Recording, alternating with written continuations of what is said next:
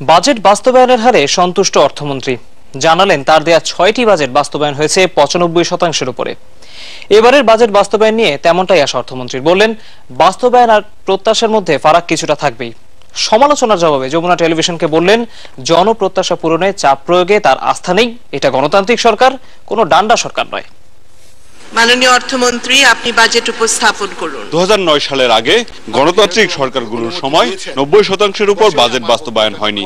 তবে বৈশ্বিক মন্দা সহ নানা চ্যালেঞ্জ থাকলেও 2009-10 অর্থ বছর থেকে বাজেট বাস্তবায়নের যুগ হয়েছে নতুন মাত্রা।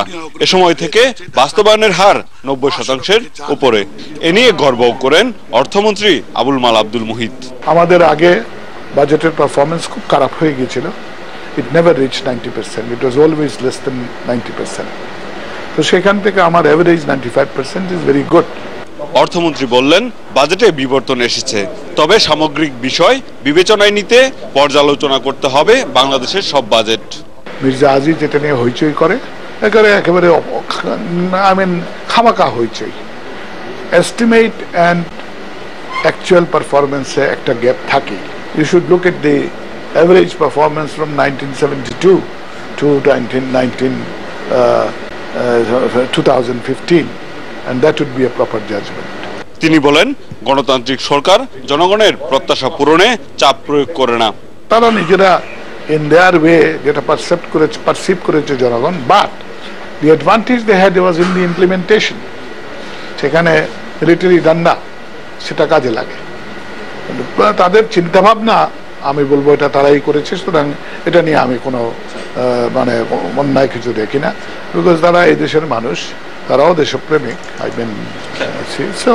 তার পারসেপশনে যেটা ভালো মনে হয়েছে। মাহবুবুর রহমান রিপন, যমুনা নিউজ, সিলেট।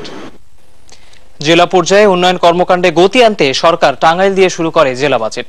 পরবর্তীতে এর ব্যাপ্তি ছড়িয়ে পড়ে আরো 6 জেলায়। কিন্তু অর্থ ছাড়ের সমস্যা আর দিক নির্দেশনার অভাবে এর বাস্তবায়ন কার্যক্রম হোঁচট খায়।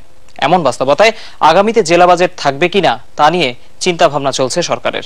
বিশ্লেষকরা বলছেন স্থানীয় সরকারকে দুর্বল রেখে জেলা বাজেটের সুফল পাওয়া যাবে না। সীমা ভৌমিকের রিপোর্ট। প্রস্তাবিত বাজেট 2009-10 অর্থ বছরের বাজেট বক্তৃতায় প্রথম জেলা বাজেটের ধারণা উপস্থাপন করেন অর্থমন্ত্রী। এরপর 2013-14 অর্থ বছরে টাঙ্গাইলে প্রথম জেলা বাজেট চালু করা হয়। বরাদ্দ রাখা হয় 1907 কোটি টাকা।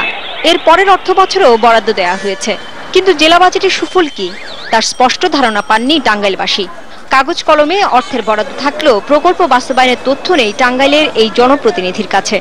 আমরা কোনো টাঙ্গাইল বিশেষ বরাদ্দ কোনোখানে আমরা পাই নাই, কিন্তু আমাদের পৌরসভার যে এনজিটি মন্ত্রণালয় আছে ওখান থেকে আমরা ডেভেলপমেন্টের জন্য আমরা বরাদ্দ পাই। একই রকম অবস্থা খুলনা, চট্টগ্রাম, বরিশাল, রাজশাহী, রংপুর ও সিলেটেও।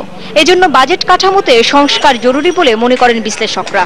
ইউনিয়ন পরিষদ থেকে শুরু করে উপজেলা পরিষদ, পৌরসভা, সিটি কর্পোরেশন, কারা এটা কার্যকর করবে?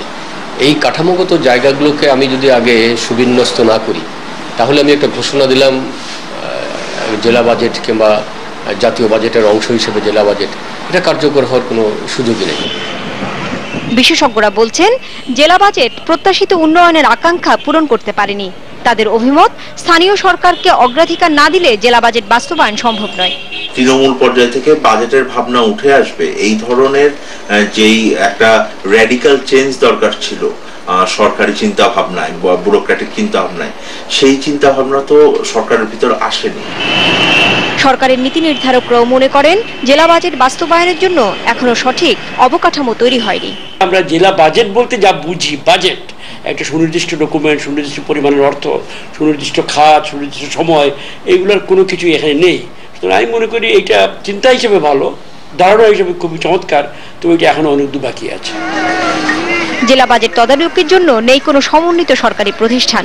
এতে সুফল প্রশ্নবিদ্ধ হয়ে পড়েছে। বিষয়টি এখন পর্যালোচনা করে দেখছে অর্থ মন্ত্রণালয়। সীমা ভৌমিক, যমুনা নিউজ, ঢাকা। দর্শক, আমার হাতে এই ছিল ব্যবসা বাণিজ্যের সবশেষ খবর।